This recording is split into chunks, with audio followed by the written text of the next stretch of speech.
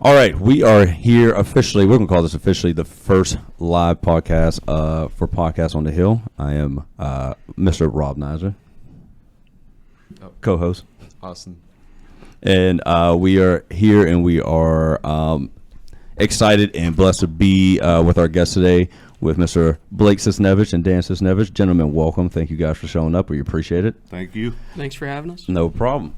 We thought this was a fantastic idea. I think, honestly, we've done like 2 or 3 like trial ones, and the whole trial ones was to get you guys on here. Nice. When Austin came with the idea of the podcast and we were talking about it, like I think we both are in agreement the first guest that we wanted that was going to be like a production like this was for Blake. Not only just for everything you've been through and what you continue to have to go through, but just like the impact you've had on community, the school, the kids and stuff. We just thought it was an awesome thing to be like our very first one that we actually put out in the world should be Blake. Like it's beyond deserving. So we're really excited we actually got it all together and everything's working out. So just to start, let's just start formalities. How you doing, man? How you feeling? You all right? Yeah, I've been good. Yeah? Yeah, just trying to get back into a normal groove of things now that I've been home. So I saw you. I know we talked about earlier. I saw you at the batting cages with your brother. And Yeah. You told me you're still better than little brother. How'd that go that day? For being in hospital bed for months on months, I did good. I Yeah. mean, we had a little break in July when we were home. My foot was broken. I still had a boot on, but he still took me up. I think I was 3 days off crutches. Yeah. And he took me up, and we were hitting baseballs. That's awesome. Would you guys go up to the River Valley? River Valley. Yeah. Cool. Mm-hmm. That's great, man. So you showed Elijah up that day though? I'm assuming.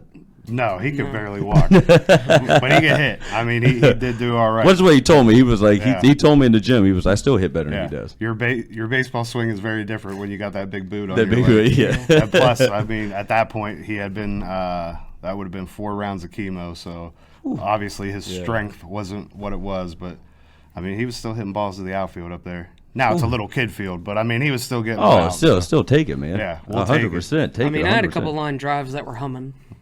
100%. Jeez. You said 4 days off chemo? It would have been after his 4th round of chemo, yeah. Oh, man. So that time he was probably 28 to 30 days out because after each round of chemo, you would have to stay in for 30 days. He was a little different because he was so sick. We stayed in so many consecutive days. But, that was like the final round pre-transplant that he could come home. And I think we got to spend like 6 days at home. And he was like, can we go hit? And I'm like, well, you're on crutches. And he was like, what about the day I come off crutches? I'm like, yeah, probably not a great idea. So then on day 3 of him nagging, it was like, all right, let's go hit. Go out there. Well, I mean, that's great that you're still in spirit to be like, hey, I'm going through all this stuff, but Yeah. I still want to go hit and stuff like that. Yeah, That's awesome, man. So he went through some physical therapy in the hospital, and they actually like cleared out a room for him so he could hit wiffle balls down in there. Oh, that's sweet, So man. they hooked him up. They kept his swing going. That's good, man. So speaking of all that stuff, let's go back. Let's start from the beginning. So just for people who aren't familiar, I think I know a little bit or most of it, the gist of it, but as far as how we get to the start, how did you guys figure out like, hey, something's going on or something might be wrong? All right, so for me, it was a Wednesday day. It was a Wednesday.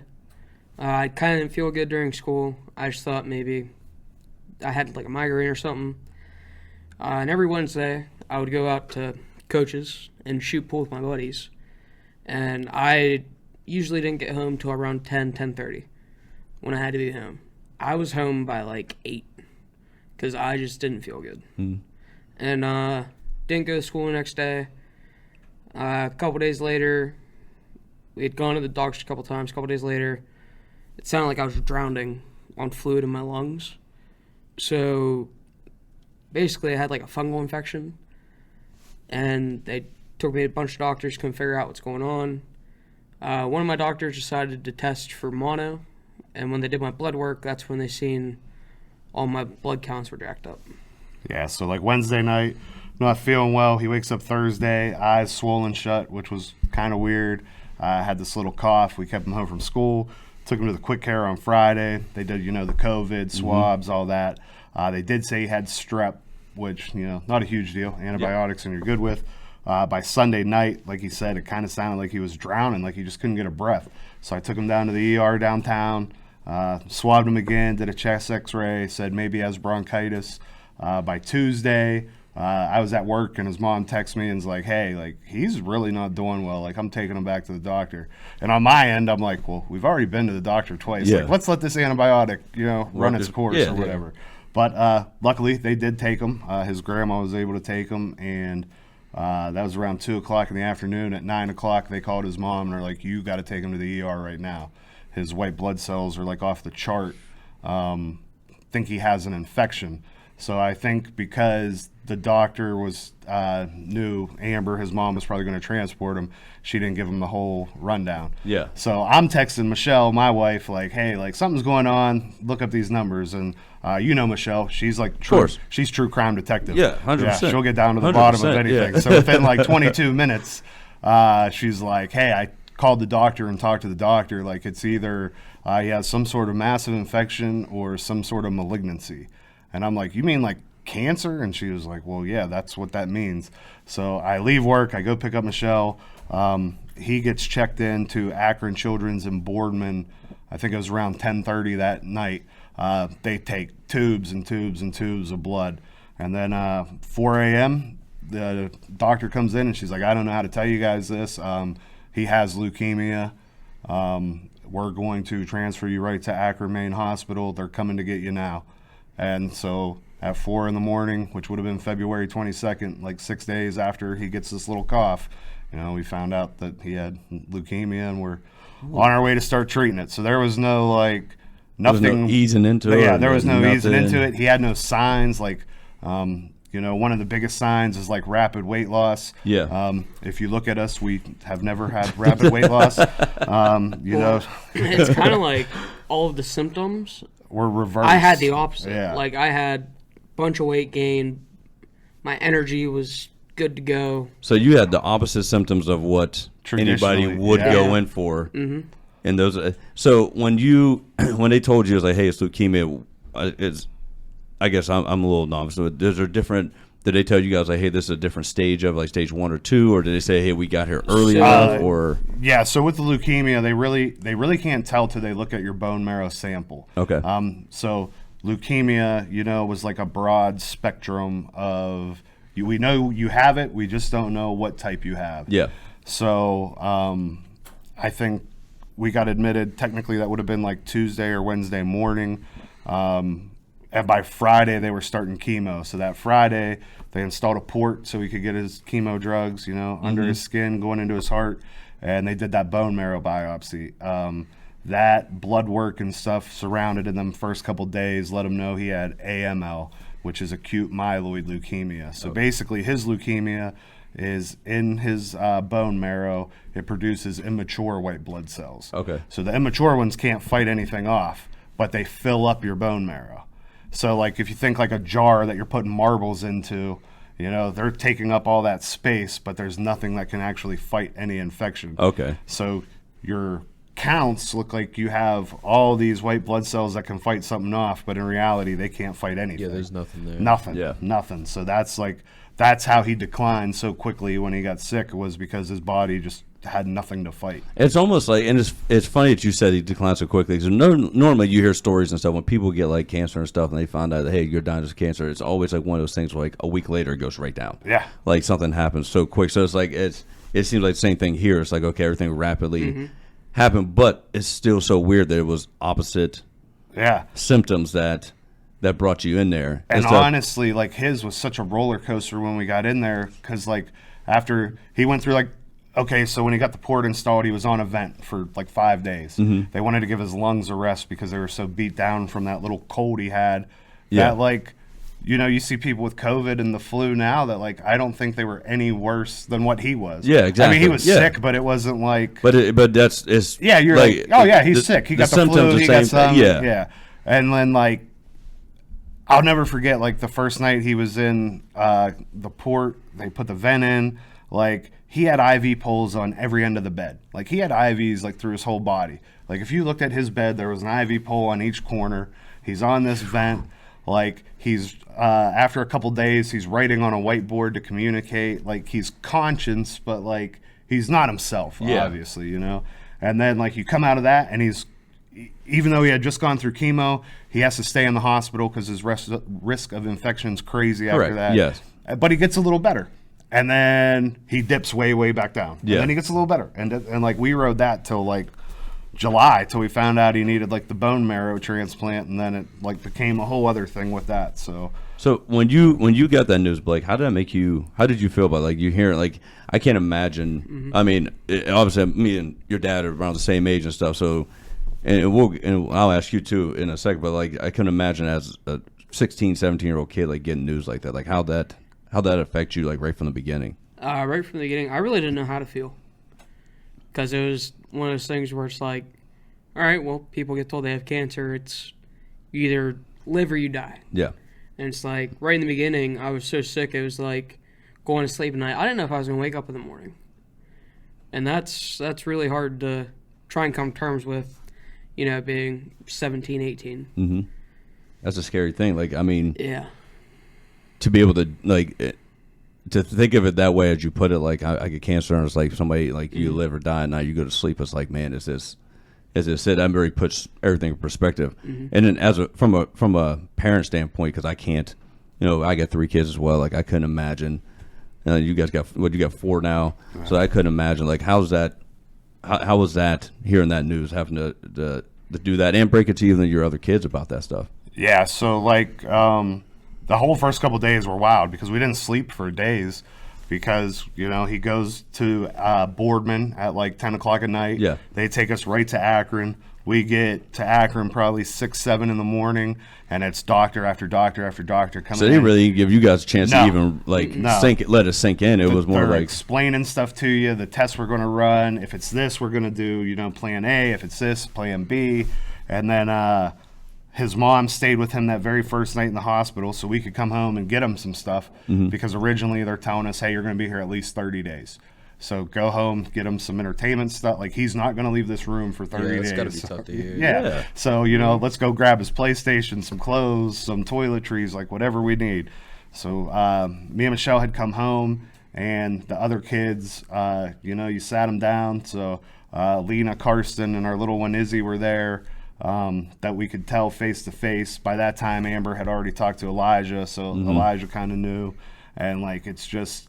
I'll never forget the look on his face in that hospital bed when they said you had cancer. Like, obviously, a lot of tears flowing in that room because we're all... Oh, yeah. That is awful to think about. It's awful to hear. But then, like, seeing the way, like, the kids react, like how worried they were about Blake. Yeah. You know, any household, you have kids. Your kids are constantly at each other. But, you know, like, deep down, they love each other. That's what... And, that's like, it. in that point, it was like, man, like... I mean, it kind of makes you happy. Like, you know, like through all this, it was like, man, like they really care about their brother. It makes you feel like you as a parent, you did something right. On the daily, So, I mean, that was tough. And then I think me and Michelle went home and slept for like 3 hours, and then right back up to Akron with all his stuff. At that point, Amber came home for a night because she had been up for a couple days. But we get back to the hospital, and this dude has this nosebleed that like will not stop because he has no platelets. His body's dying basically. So the platelets that clot your blood, he has none. I think he was at like 34 when you should be like 150,000. He had like 34,000 at this point, like right before he gets his port installed. So think about like any nosebleed you had that kind of gushes. His did that for about I think 8 to 10 hours that night. I mean, he just just stick something up there and just collect. So if you Google Rhino Rocket, RHIN, that they put up in your nose, so it's basically like an 8-inch cotton swab that they put all the way. Oh my gosh! And he had about, I want to say 6 or 7 of those. Oh, listen, I don't like doing the COVID test off my nose, man. That one, way worse. 15 to 20-second swab test is terrible. It's like something the size of a quarter getting shoved up your nose. It's about 8 inches long. Yeah. So like, and you're doing this already when you're already weak and this is tired and stuff, like day sick. one. In here. Day one, they're all right. Tilt your head back. Trying to figure, and then like and then the this Afrin dude just spray, right in my nose. Oh my gosh, no, I couldn't. You're a better person than me because I didn't. I mean, just let it bleed. It's good to bring me an extra shirt. And it got to the point in almost July when we were going home. I had one in, and it was supposed to come out the next morning, and it just hurt so bad. I just pulled it out. And he looked at me, and he was would think like a nosebleed, like no big deal. Like his bed would look like a murder scene within hours if he didn't have one of them. One of the things. It was brutal how much blood he was losing from this. So it's hard to sleep with that thing in and stuff like that? I was drowning on my own blood. Oh, he didn't want to talk. He didn't want to eat. Oh, my God. He just had this scowl on his face. Like, the ENT doctor was like a phenomenal guy. Yeah. And Blake hates this man to this day. Just because of what he did to him. But, like, he had to do it, obviously. But anytime you heard, hey, he's coming in to check you out, like, this dude entered another place in his mind. He was mad. He's coming to help you, but no, get him out of here. Get somebody else.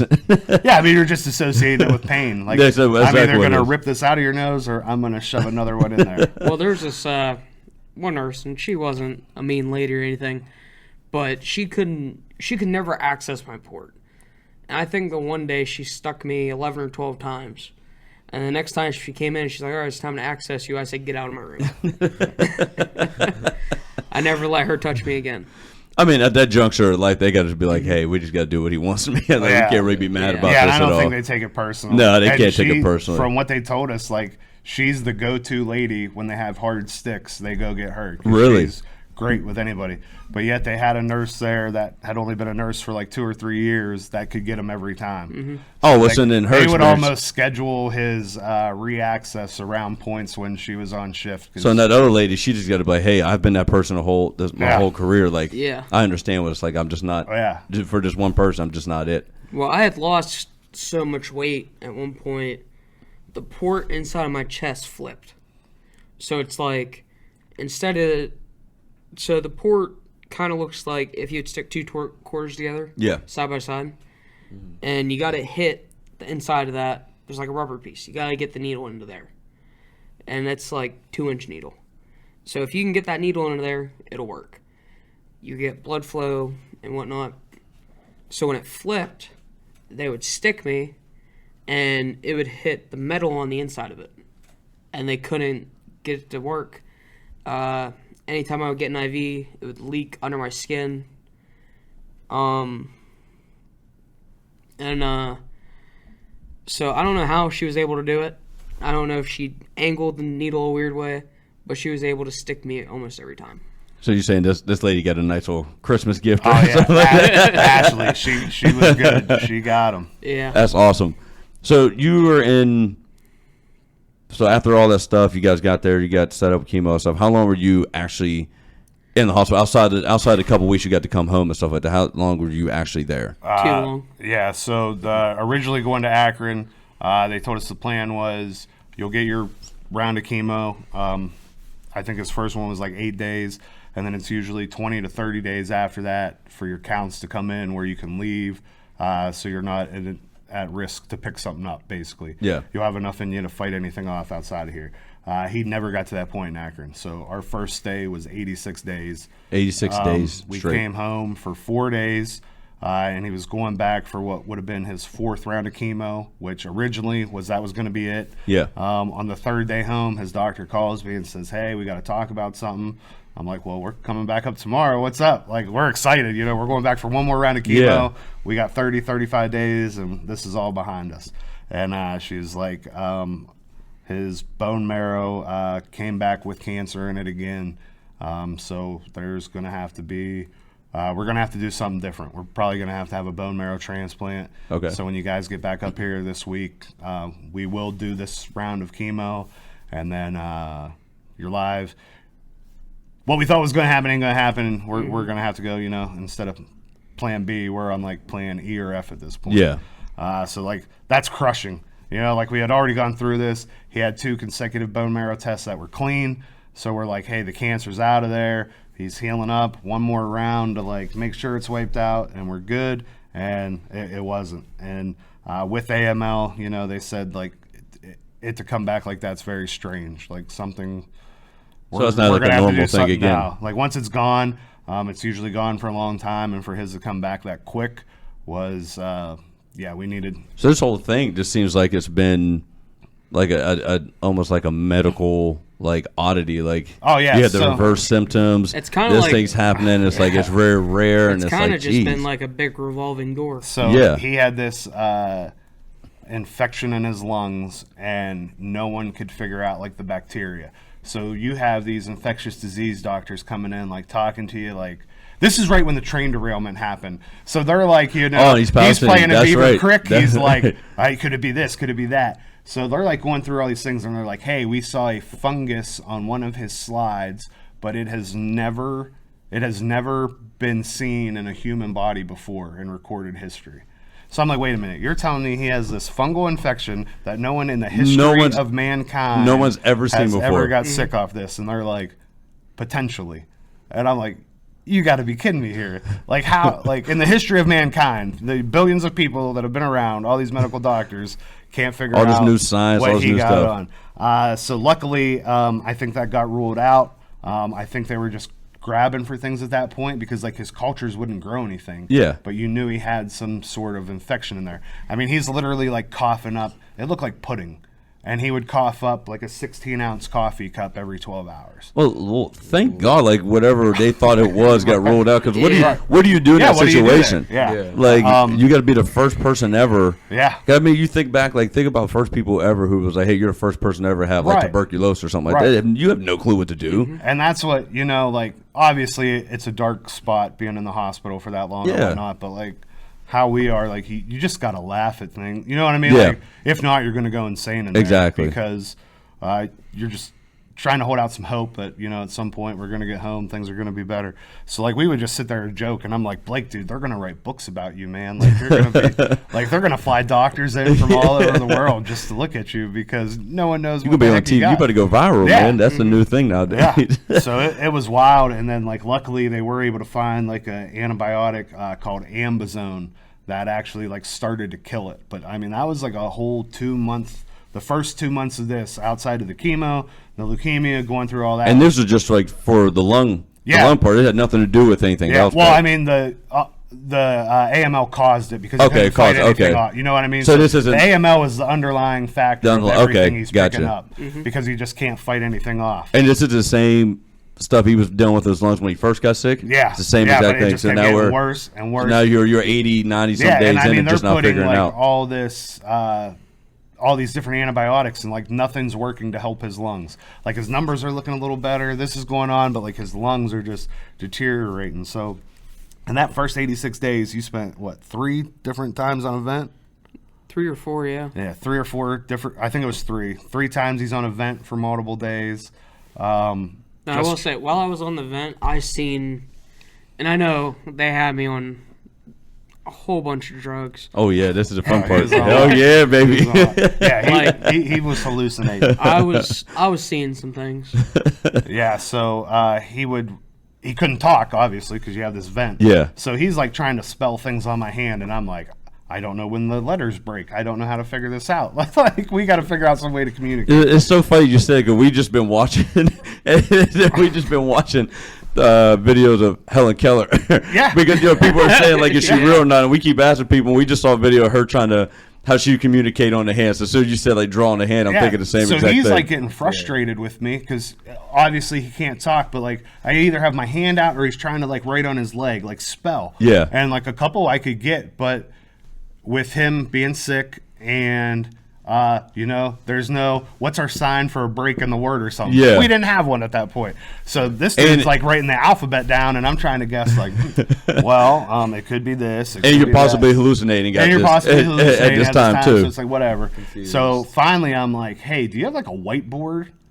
And they're like, "Oh yeah, speech therapy. We'll bring one right in." And when, like that was a game changer.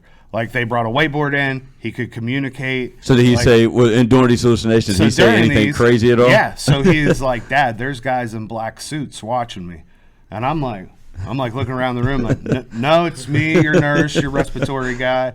He's like, "Dad, there's 4 of them, like right there. I see them," and I'm like, and this is at the point like very early in it. Now, do you remember that? Yeah, like vividly. Like, Or were they just chilling, just watching you, They or were what? just like standing there looking down at me. It's freaky. Oh, that's yeah, I mean, Wow. to him, he's they're really there yeah, in they real are life. there. Yeah. Yeah, to me, who can in this reality can see around the room, there's nobody.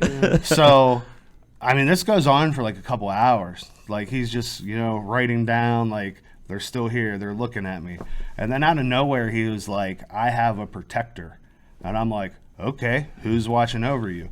And he wrote Grammy, which was Jake Smith's grandma, who had passed away very shortly before he got sick, who was a huge part of our lives. Like, Grammy was always around these guys growing up. Everybody loved Grammy.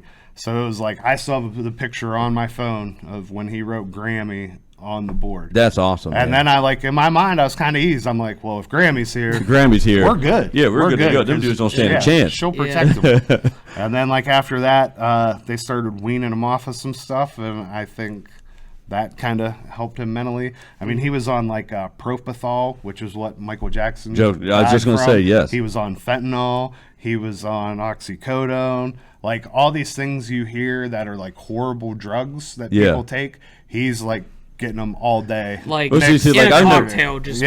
I never would have thought like I've only heard fentanyl in the bad spot. Like I never knew that was something like, hey, hospitals have it, let's give it to you type deal. Well, when they were trying to figure out what was going on with my sinuses and why I just kept bleeding, they couldn't put me under because they needed me awake because I couldn't be on a vent. Yeah. So they gave me, I think it was fentanyl, and they didn't give me a big enough dose to knock me out.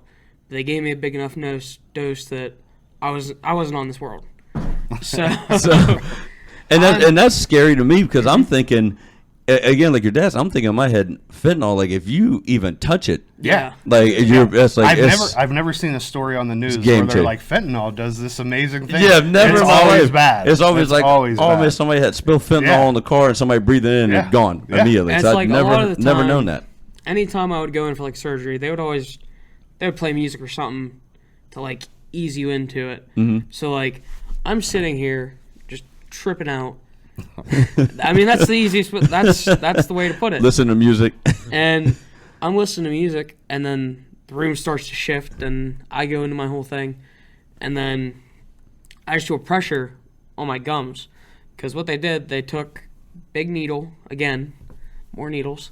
Took a big needle, went up right above my teeth, through my gums into my sinuses, and did the biopsy that way. Oh my gosh! Yeah, and I couldn't do that. No, there's no way I could do it. I got about 500 tattoos. I don't like give them. I can't take a shot. Like I get a hold somebody's hand, I get a shot of needles. So you're awake during that part, and you're just kind of like tripping, but you're like in a twilight sleep or whatever. Yeah. But you can't feel it. You could probably feel like a little pressure, but you can't feel the pain. Oh my gosh!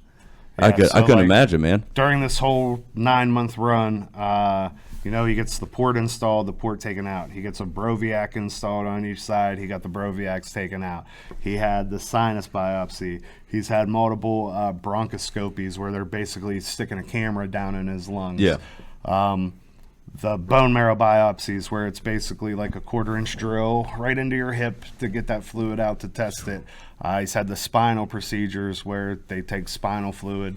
That's the biggest needle, but it's like kind of flimsy, but he's out for all these. That's the thing. Those spinal cord needles, they're pretty long, aren't they? So I mean, through all this, I quit keeping track at I think it was 18 or 19 procedures, where he was put under. Jeez. So not only did we spend a lot of time in the hospital room, you're spending a lot of time in the operating room, in the recovery room. I could vividly draw you a map of Akron's hospital, where everything is at. Going through the employee corridors. I can tell you this: I've known you for a long time. I don't think I've ever heard you sound smarter. Oh, dude, you used a lot of big words today, man. It's a whole education up there. I guess it sounds like it's something I never wanted to learn, but now it's when I hear people talk about it, I'm like, hey, man, I know what that is. Yeah. I know what these things are. And going forward, I mean, you hear people going through stuff. You have insight and knowledge and feedback you can actually give people and stuff like that. Man. Yeah, that's awesome. I think that's a big thing Blake can do in his life moving forward. Yes. Obviously, cancer is not good at any age. Yeah. But we spent time in 2 different children's hospitals, and Blake is high school age. He's about to graduate and live his life. But I mean, you see babies in there. You see 2-year-olds, 3-year-olds. Yeah. There's no discrimination, and who or what type of cancer like these kids face.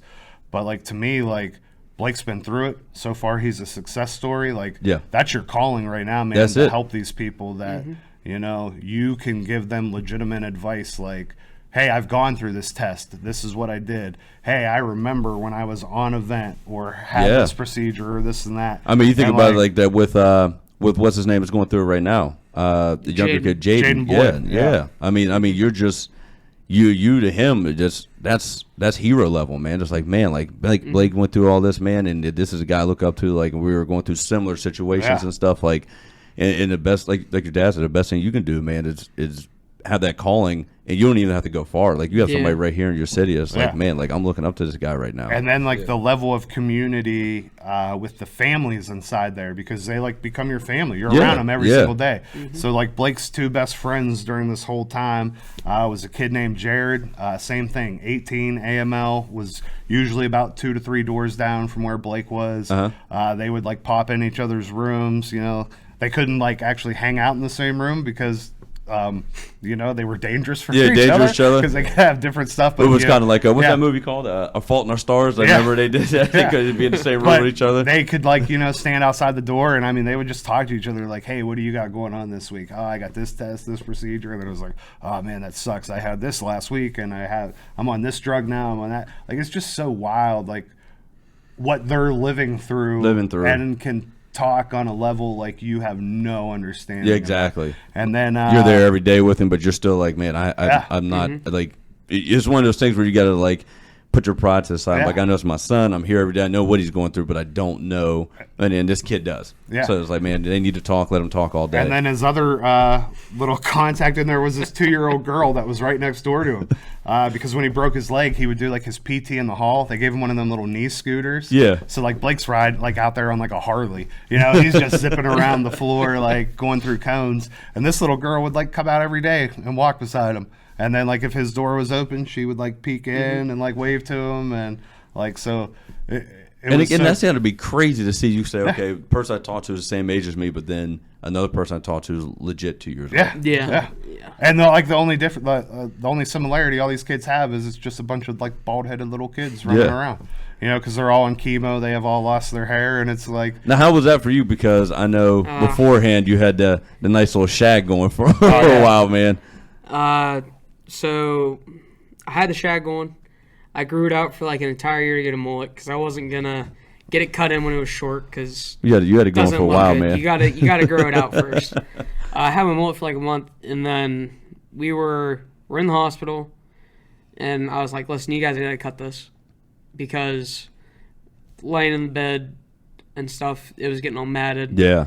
So you only got 1 full month out of it, pretty much. Yeah. All that time in 1 month. Yeah. You bringing it back or no? Oh yeah. Oh, all right. It'll be back. Hey, you ain't no quitter, man. There you go. Well, he had his mom like cut the back of it, so he had like the executive haircut, you know.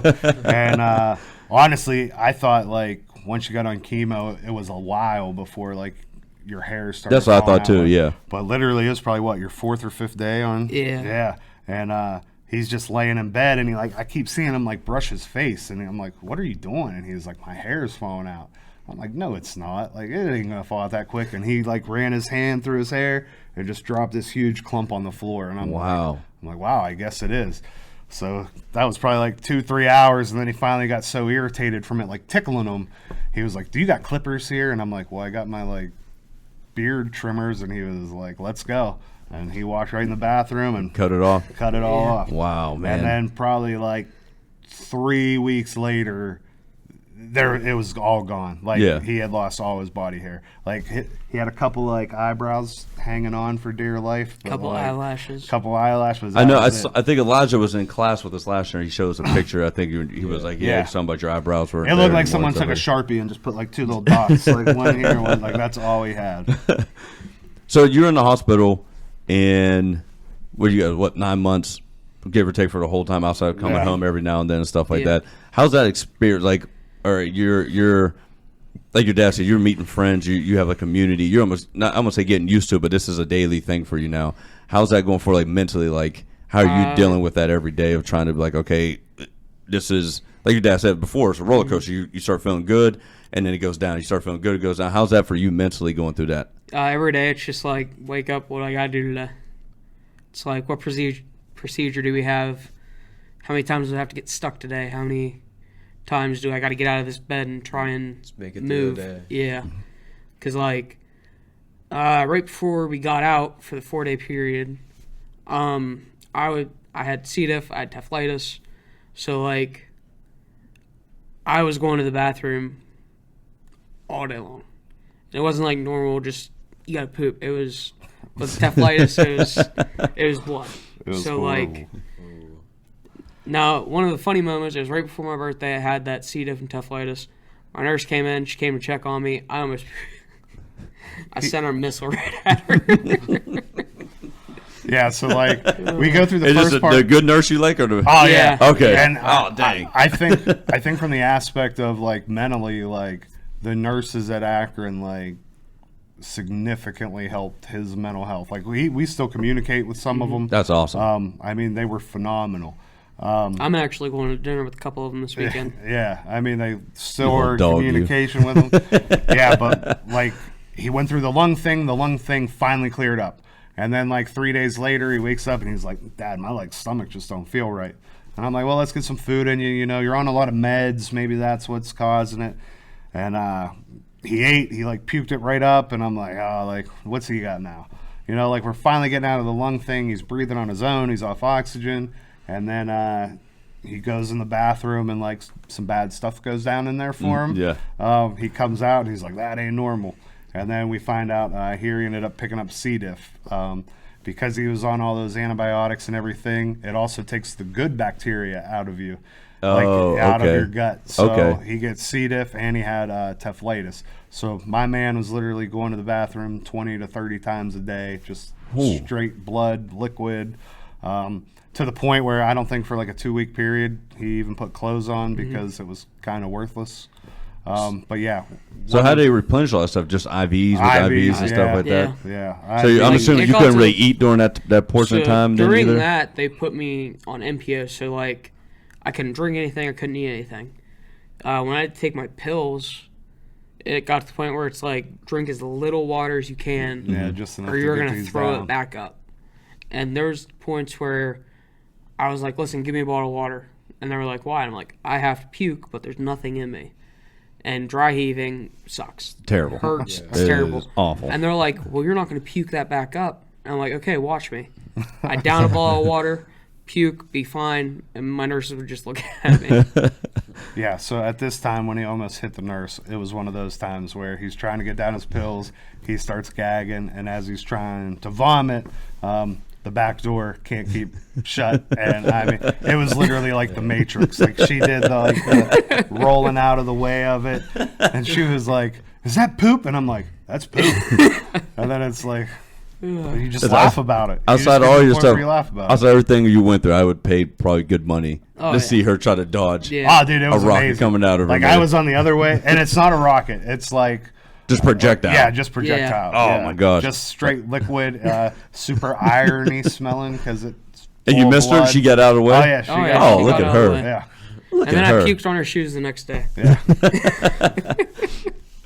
All right, so you get all that. You're in there 9 months. You're, obviously not in school. And then you guys are doing school online. Yeah, Correct, for the most right now.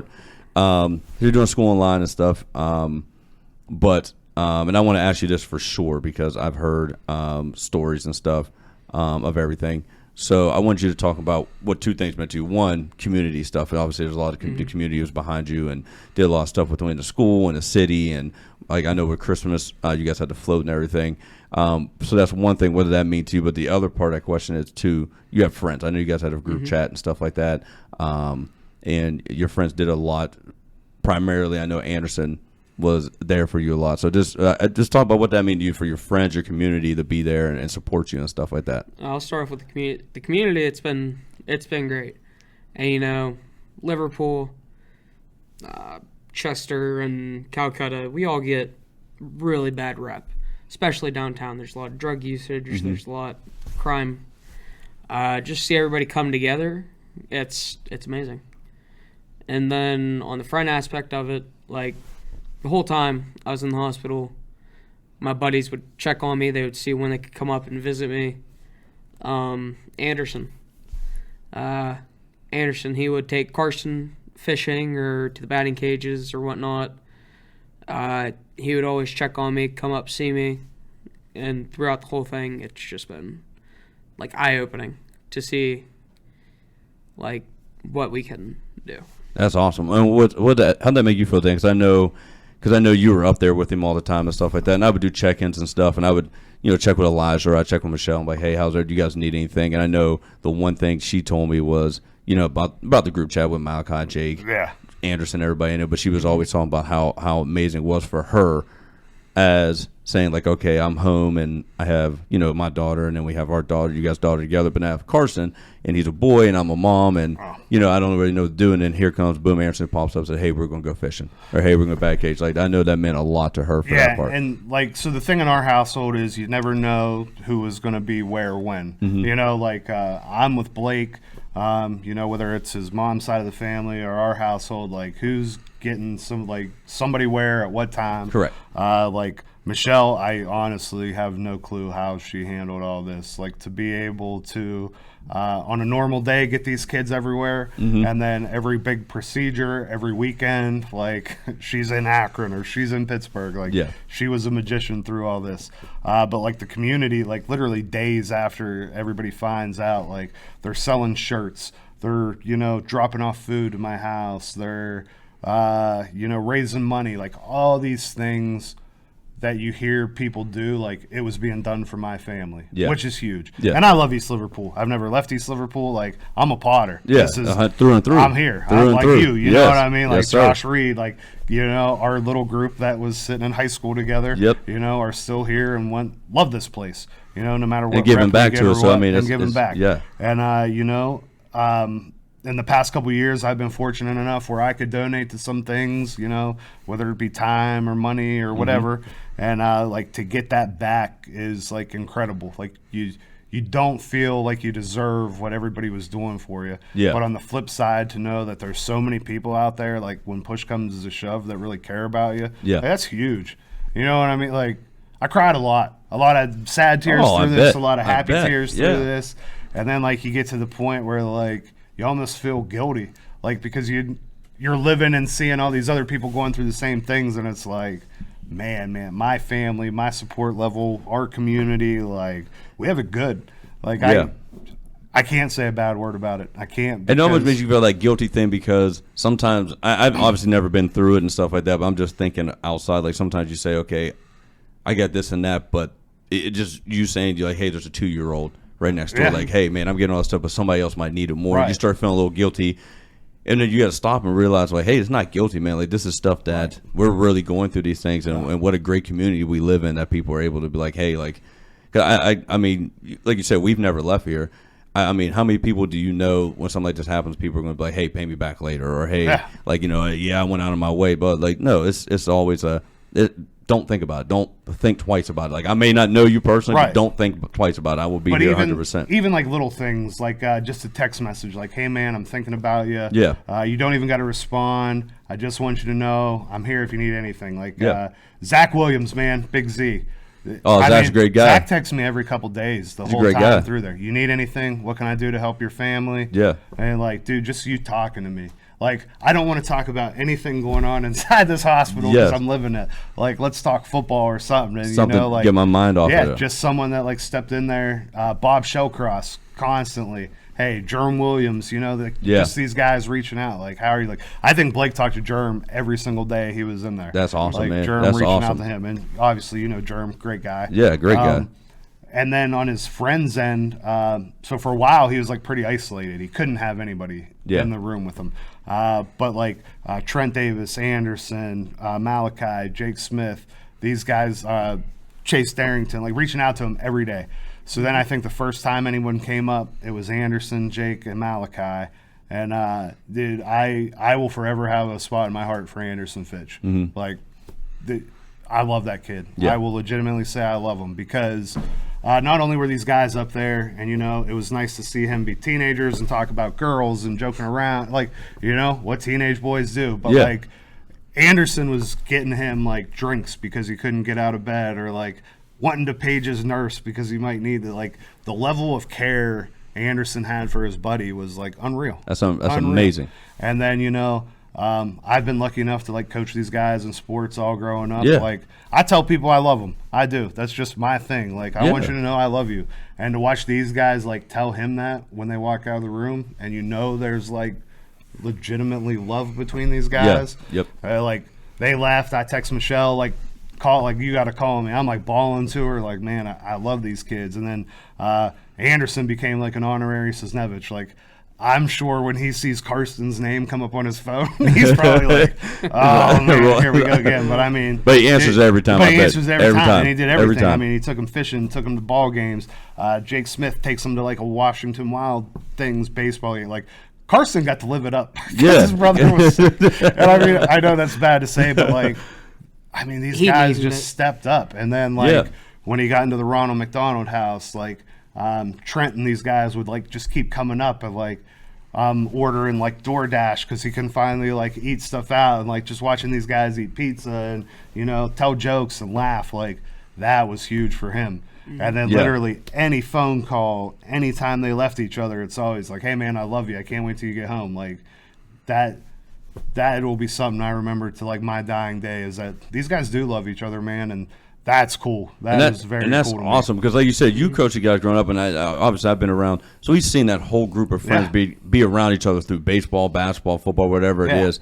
And I remember when the news came out, you know, it was like, hey, he gets to leave the hospital, he's going to Ronald McDonald House, and everybody's all excited. Jake and Malachi, and I see Anderson, but I don't talk to him as much because I see him at lunch, and but Malachi and Jay come up here and eat lunch with me every day, and the level of excitement of them talking about that, and I'm like, hey man, like he's going to come home soon. They knew all the details. They were like, I can sit here and listen to him. Like, we might not be talking about nothing. I just hear Jake go, hey, I'm talking to Trent now. We're going to go up and see Blake this weekend. And Alec, I was like, yo, just tell me what time. I got nothing going on. I'll skip anything. And like, even them guys, like, if you know, there were days he was so sick he didn't even want to like pick up his phone. You know what I mean? Like, you're just sick. You don't want to deal with it. And, like, if it would be, like, 2-3 days without them actually communicating with him, I'd start getting the text, like, hey, Coach, I haven't heard from Blake in a couple days. Yeah. How's he doing? When can we come up? When's a good time? What does he need?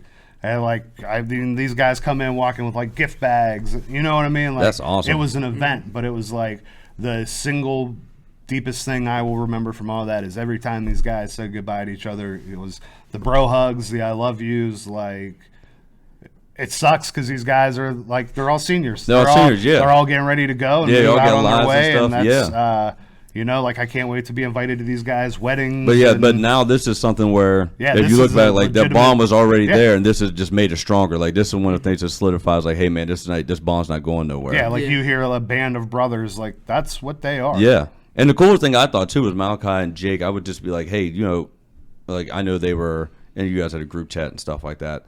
And from what they told me, it was like, it's just a regular group chat. Like, you know, obviously we check in and stuff, but like the stuff we talk about, we just talk about regular, not like we don't do anything to be like, to make him feel like he's left out or like, you know, making him just keep reminding what he's going through. It's just like, hey man, like this is going on. Or we talk about sports or girls. It's like, it's just a regular thing. Like a lot of time we would joke about like, because I had a lot of my nurses up there were like younger. They're like 23, 24. See, I wasn't going to say that. So I wasn't going to bring it up because I didn't know that still. I wasn't going to bring it up because they told me, they said you were the funniest one in there. Yeah. I was like, what's he talking about? All he talks about is nurses all the time and stuff like that. I was waiting for you to bring it up. I wasn't going to put you on the spot like that. But no, that's, I mean, that's amazing. And that's exactly what, and I would think so, probably something that helped you out mentally to get through that whole thing of like, not only they're going to come see me and stuff, but they got to go home. But the fact that they're including me in everything, like, I can't be at everywhere, but almost anything else I can't be at, they're going to include me in everything, and that's got to feel like the world, man. It's like through baseball season, they were busy, but it's like once they got to after the high school season, like rec league and travel, I would get like updates for like how their games went, or I'd get like pictures or videos of them hitting or pitching, or you know what I mean? Yeah, I mean literally like on the technological end through all this, Game Changer for baseball. We watched every game on Game Changer. You know, when you get to football season, whether it's YSN or you know the junior high having the camera down at Patterson, like And let me tell you something. That's how we spent our days. I would tell you this, Dan, and I'm not saying he did a bad job by any means, but this football season we missed you up in that booth, man. We missed you up in that booth. TP's a killer, though. He's great. great. Yeah, TP. But the thing got me, you were probably the only person that could say Dorian's last name correctly.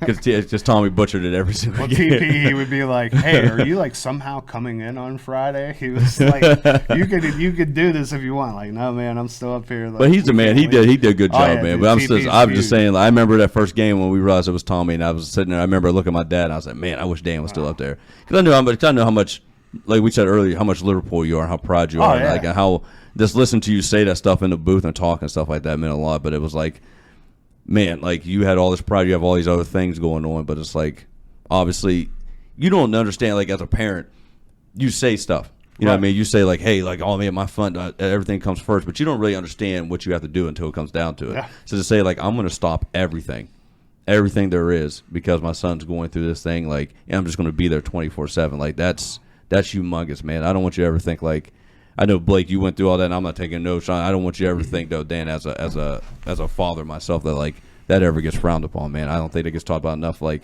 Because until you're in it, you don't know. You don't know what's going to happen. And I mean, that's the thing too. Like he said, like in the beginning, like when he went to sleep, it's like this might be the last time I ever get to like talk to my son. Yeah, like it was that sketchy in the beginning. And then like the whole first couple months were kind of that way because he just kept picking up all these things. And it's like, when like is enough? But like all of a sudden, it's like, oh, I'll take this week off work. I'll be with him. And then it's like. Well, he's going through some stuff. I really can't leave today. And then, like, before you know it, like, I had been out of work, like, 3 months. And I'm like, well, man, there's no sense in, like, leaving now. Like, I'm riding this out with my man. And in all honesty, he had lost so much physically. Like, picking up a fork was hard for him for a period of time. And getting to the bathroom, getting his clothes changed. And all these things that I can't imagine what that would be like for you to sit there and watch your son, who's just strong, big kid and stuff like that his whole life. Like you just said, to crush a baseball and stuff, and now he's in the point where he can't pick up a fork. I couldn't leave because, like, who's going to help him? Yeah. Because he is, like, a big, strong kid. Like, you know what I mean? Like, there were times when I'm, like, laying on the bed with him on top of me because we tried to get him up and, like, he just had nothing in him. And I didn't have what it took to – so it was like you couldn't leave. And then it was like when you start getting to the good days, it's like, yeah, man, like I want to be a part of this. Yeah. And then like when we went through the whole transplant thing, you know, that talking about community and family, like Elijah and Karsten, like how selfless are they? Yeah. That every day in the month of July, we went to a different doctor so they could get blood work or genetic testing or whatever to figure out who could be the donor. And ended up being Elijah. It ended up being Elijah. So the whole time leading up, they were going to pick Karsten. Like Karsten was the leader in the clubhouse. And then like a week before, they did this telomere testing, which is like the length of your DNA strands. See, I did that. Look at you. I tell you, man, these are biggest words I've heard used in my life. And Elijah's were actually, they actually looked better, which for long-term survival for Blake, they ended up picking him based on that. So both boys were 100% match, but like literally both probably gave a gallon of blood over the summer, getting poked, getting prodded to figure out who it would be. And then obviously the sacrifice Elijah makes to get, 2 big steel rods shoved in your back into your hips to take I think they take like a milliliter of fluid out at a time. Yeah. And he was under for probably like 2 hours to get like 1.5 liters to drip into Blake. So I mean, like, that's huge. How's that make you feel, Blake, that your brother's able to do that stuff for you, man? Good. Yeah? Good. I mean, that's good. I mean, so the wildest thing now though, Blake and Elijah are an exact match on a DNA level. So if they would rob a bank and like drop some blood, they would not know. You could frame the other one. Yeah, they really could. They are an exact genetic match. Which means you guys got to stay each other's good side now. You can't. You guys got to be best friends from now. That's what I told him after the transplant came walking in the room. And I'm like, we'll rob a bank after this. And then he said, I don't think they'd get you too mixed up on camera. Yeah, the camera. You got to take cameras out first. Yeah, there ain't no way in the world. They could tell. Me and him are polar opposites. So Blake, what's your next steps now? I know you're went through everything. You got all the good news and stuff like that, which is fantastic. You're home now. I know you're not back physically in school yet, but I know it's part of your plan. We talked to one day. So what's your goal from now? We're in January. What's your goal for, let's say, by graduation? I think I come back in March or April. Okay, awesome. Awesome. His doctor, Dr. Randy Windrake, who's phenomenal, one of the best BMT doctors in the world. Cool guy too. He said he wants him to get through like cold and flu season because, he's basically a newborn baby right now. Yeah. Immunity wise, so he wants to limit the risk before he gets back in the building of being around everybody. So we're hoping by like April. Early April, maybe the end of March, just depending on when all these viruses and stuff aren't so prevalent, that he can get back in the building. And then I said, dude, it's going to be pretty cool. You're going to go back to school for like a month and then get to graduate. Good graduate, that's it. You won't even get tired of school. You get the easiest month, too. It's like the month where everybody's like, we're done with doing work and stuff. So what's that day look like? You have to wear, did they require like mask right He's away? probably going to have to wear a mask. Okay. I mean, outside of here, obviously, because not a bunch of people, but like, he has got back on the bowling team. He's been bowling. I saw that. That's great. That's great. He is supposed to wear a mask everywhere he goes. Whether he follows that, I'm not 100% sure. He gets told about it quite often that he has to wear it. I did see his picture in the paper. He had it on. He did have it on. I saw that too. He got a high five for that one. He saw Jimmy Joe walk in and hurry up and threw it on. Like Jimmy Joe like $10. CGI that on before me. Don't let my dad know. Don't let him know. So you can come back and go. And I know you said before you can go back to work on cars and such, and back to Tormer's class and all that stuff like that. Since I've been home, I just started tinkering again. Not really to the level I was at before. Yeah. Before I was doing a bunch of welding, cutting. With the fumes from the welding, I can't weld at all. Yeah, okay. It's very dangerous. I can still paint and whatnot, but I gotta have respirator on. Even when I cut, I should probably have a respirator on. I haven't cut anything yet. The only thing I've done is like detailing the inside of my car. I've done a little bit of tinting, and then I did a brake job on my car. Okay. Well, you're still keeping up though. I mean, that's awesome, man. That's awesome, and your goal. And I'm going to tell you now how amazing it's going to be during graduation to see you walk at graduation, like everything you've been through and stuff, and to see you when they call your name. I'm going to assume out of all of Liverpool since I've been on this earth for 40 years, that's going to probably be the loudest that field house has been in a very, very, very long time. I'm gonna cry. There's no doubt about it. Everybody's gonna cry, man. Yeah. Everybody's gonna cry. Yeah. If I watch you cry, you're a big, strong guy, man. If you cry, I might shed a tear, man. Down, man. It's gonna be. Sure. It's gonna be. I think it's gonna be an absolutely amazing thing, and I can't wait to see it. So, what's the next steps for as far as the diagnosis and stuff? Is there any more testing, or is it just day by day you get stronger, and then some things start to like you can go out more and it's drop the mask more and stuff like that? So up to this point, so we lived in the Ronald McDonald. His bone marrow transplant was August 14th. We lived in the Ronald McDonald house, which is attached to the hospital, till like the week of Thanksgiving. Then we got to come home. Yep. So since then, it was weekly checkups till I think December. And then we went bi-weekly. This is actually the longest we've gone. He doesn't have to go back for a month. So February is the 6-month mark. He'll have another bone marrow biopsy in February. Okay. As long as that's clean and things are good, we'll be on a monthly cadence until August again. And then hopefully the year out mark one is good. And then I think he gets to go to like quarterly. Okay, so cool. It'd be every 3 months. So and then everything else progresses from there. Just how he feels like, okay, you've been doing this so long, like everything looks stronger, blood counts are higher. You can go without mask or whatever it might be. Okay. Yep. So he was on a very strict diet right after transplant, like to the point you order it fresh from the hospital and they bring it up like covered in wrap, so you can't pick anything up on the way.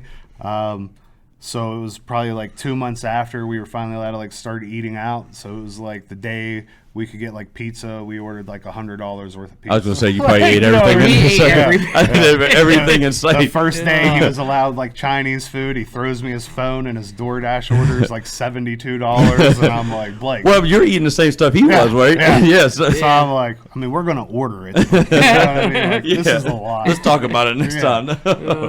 No, I can't. I mean, I would do the same exact thing. Yeah. The second I would able to, I'm ordering everything under the sun. Yeah, every single day. There's a big difference in like, I'm not in the mood for that, and you cannot have it. Yes. So, yes. Like he had ate such bland stuff from August. And there's a big difference. You cannot have it to like, I'm trying to eat better. Yeah. Like when you're trying to eat no, better and you're like, you I'm just can't. not eating. It's kind of like, all right, I had a breakdown. Okay, I can start tomorrow. But now it's like, ain't no breakdown. Like, Well, you even just like can't things do like it. that, like vegetables. If it's grown in the dirt, he couldn't have it.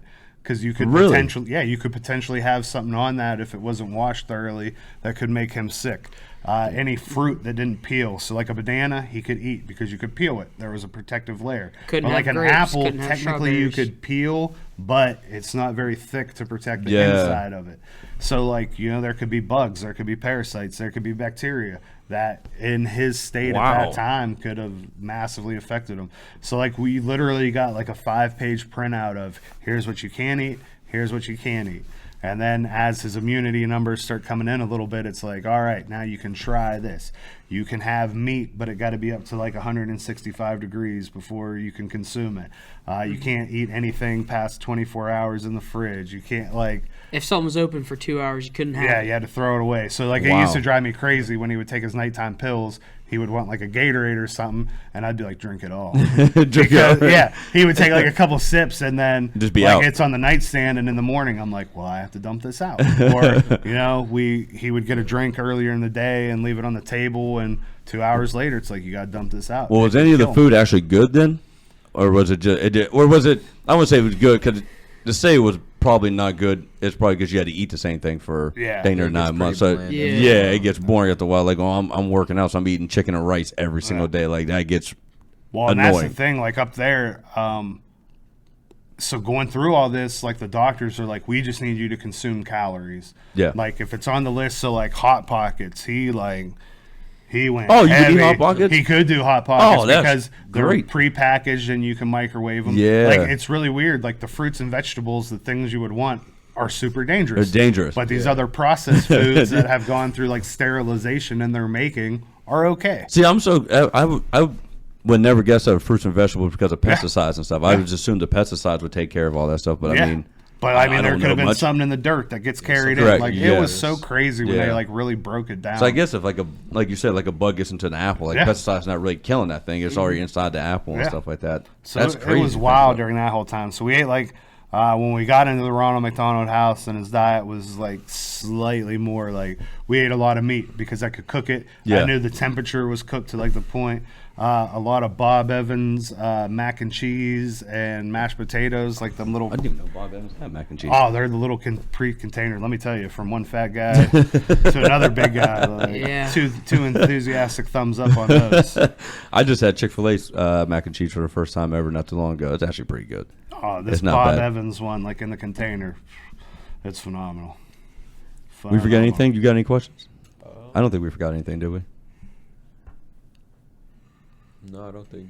So Besides, like, before we get to the end of it, day-to-day life, yeah, we were I talking get about that. life. Yeah. Yeah. So before we get to the end, is there anything you guys want to say? I know you guys have been gone for a long time, and I know you people have been checking in and stuff. You probably Oh, talk yeah. to people and everything. But as far as like the whole community, like our whole hope is that when we post this, like it.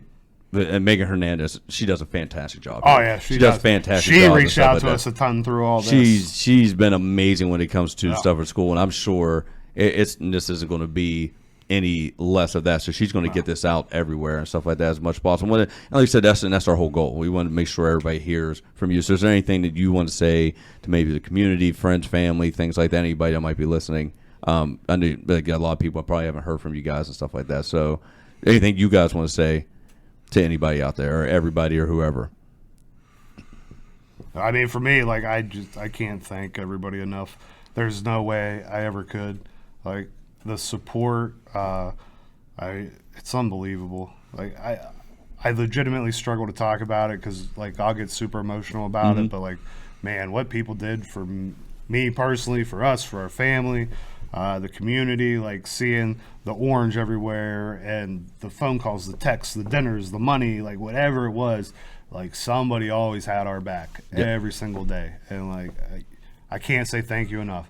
I hope at some point, like we are in a position where we can pay this forward to somebody else, multiple people, because like our community's phenomenal. Like, Yeah. you can't tell me we're not. I have lived through to say that, like, don't say a bad word about the people around here. You want the people to say no matter what you say about Liverpool, you're wrong. You're wrong. You're wrong. You can You're say wrong. whatever you want. Yeah, And- everywhere got some bad stuff, but like Yes. Yep. when some stuff hit the fan, these people made my family survive. Yes. Because of them. Yes. And that's huge. And to Blake, like, I've told this to Michelle a lot, like, I never knew this kid had like that type of fight in him because this was an unrelenting fight. It was, you know what I mean? It wasn't, there was never like, I'm going to take a couple hours off. It was like, I'm going to live or I'm going to die, and I'm going to wake up every day to make sure I live. So, like, how proud I am of him is unreal. And Elijah, like, dude, you did that for your brother. Like, you saved your brother's life. You made sure your brother can have a life beyond this. And just, you know, my family at home, like, Michelle, Alina, Izzy, Dr. Izzy, like, my 3-year-old has, like, you know, little gloves and knew his med regimen and how to flush his lines, and, like, just, like, the education we got was unreal. And, man, like, my wife, dude, she like needs like a big rock or like a super vacation because I don't know how she did it. Like, I always tell her, like, it was easy being with him because I just had to take care of him. Yeah. Like, it was hard watching it and going through it, but like, Correct. it was just him and her coordinating 4 other kids' lives here, her own, and making sure whenever we needed anything, she was either in Akron or Pittsburgh. Like, amazing. And then, like, some of the organizations, the Project Outrun, hooked him and his brothers and sisters up with like brand new custom design shoes. Oh wow, that's awesome. Yeah, so like just people you never even knew what they have went through have a story of how cancer affected them and what they did to help. What they did to help us is just like unreal. So thank you. I love you all. Thank you. That's awesome. Blake, any parting words there, man? Same thing as Man, a few words. I know from my point, again, we've known each other for a long time. Yeah. And stuff, and we're all close. Me and Michelle have known each other for a long time. I've known Amber for a long time. So kudos to all you guys, man. I know you guys are up there. I talked to Michelle a lot throughout the whole thing. Talked to Elijah a lot, was in my class and stuff like that. So I was always checking in and stuff. Didn't talk to Amber as much, but I love Amber too. I've always been friends with Amber. Lived down the street from me. So kudos to you guys as parents, as us being adults. Like I just sit back and think about like, man, like I said, I don't know what I would do. You know, I don't know how I would react. I don't know how I would handle it. I would hope I would be half the man you were, how you guys handle it, half the parents you guys were to go through that stuff, man. But when it happens and it hits the fan, it's like there's no, and like you said, especially when you don't get no ease into it, when it's like, hey, day one, we're gone right now. Yeah. And now you're just going on the fly to have to deal with that stuff and emotions and everything. And like you said earlier, getting all the stuff from the community and, feeling But in certain all words honesty, about I it. think going on the fly is what made it easy. Oh, I bet. Because it was like Yeah, you had no time to think. prepare. Yeah, you have it's no like, time to think about it. We got to do it. And then he never got to a point where we could come home. So it was like, You got to do it. I'll find comfortable ways to sleep on this hospital couch. I'll figure it out. Like, you just adapt because you have to. Yep, you have to. And so for that, from me to you, Dan, my man, like hats off to you, man. That's fantastic. I think, I mean, as parenting goes, you're a hero to me right now. Thank you. You're a hero to me. If I could be half the parent you've been throughout this whole entire thing, man, You would, I'd man. be You love a your decent. kids. You just I do. would. You would. My kids are. You'd be all right. Yeah. I mean, he's a pain in my butt. There's No, no, yeah, there's no that's- doubt about it. yeah, my kids are a pain in the this butt, brought man. us super close together because we were there. But I mean, before this happened, he's your average 17-year-old kid that I'm Pain in the yelling butt, at for yes. being late to curfew, for It's like speeding one of the things. around. It's like I would do it, but when they're painted, but it's like, what I really get, you getting on my nerve right now. It's like, But then when it got to it, it's like there's no hesitation. He needed me. Yes. You know what I mean? Yeah. He needed somebody. So Yes. I'm going to do it. You would do the same. Yeah. Any parent out there, like, when you get to that your level where your kid needs, like, has legitimate needs, you do it. And that's good to see questions asked. firsthand. It's like it makes it more realistic now for me. Like firsthand, it's like I know I don't read the story in somewhere in California or Florida. Or something. I know somebody right here that I went to school with and I'm friends with, and sit here and say, okay, he did this without dropping down. Makes me know as a parent, like there's no doubt in my mind. Like I mean, again, you always say you always have them doubts. You ever seen them stories where people are like, oh man, somebody got shot, I'd jump in front of a bullet. I'm like, would you really? Yeah, would you really? But like when it comes to your kids and stuff, man, like that solidifies and that personifies what being a parent is, you know. And then Blake, for you, man, I'm glad that we're sitting here talking, man. Like to sit here and hear you say, like, you know, you were worried if you're gonna wake up the next day, and then hear Dad talk about how strong you were, how much you fought, and the fight you had in you. I didn't have any question, really, just from knowing you. Like, obviously, he gets to see you every single day and stuff like that, but I don't. He gets to see your vulnerable spots and things. I don't. But man, I mean, kudos to you, man, to fight through that at a young age. Not even just physically, man. The physical part is. It's torture, I'm sure. It's horrendous stuff. But that mental part, man, especially nowadays, it's different from me. Your dad grew up when it was just like, hey, a man's got to be a man. And I'm sure it was different from when our parents grew up and stuff. But nowadays, when it's more acceptable and more understanding to have feelings and stuff as a male and stuff, and to go through all those mental things and to be able to bounce back from that, man, that's humongous, man. I'm so happy that we're sitting here today and we're talking about this in a positive way. Yeah, that's cool. I mean, with my mindset, it's just happened. You just got to keep going. Yeah. Can't, you know, you can never dwell on the past. You dwell on the past, that's just going to drag you down. Mm-hmm. If you look at the past, you learn from it. As you're going, it can help you. Yes. Like, I could take my past, I could do whatever and go help more people. Or I could take my past, I could go home and just sit there and dwell on it all day. Mm-hmm. You know? And I'm not the type of person to just sit there and dwell on something.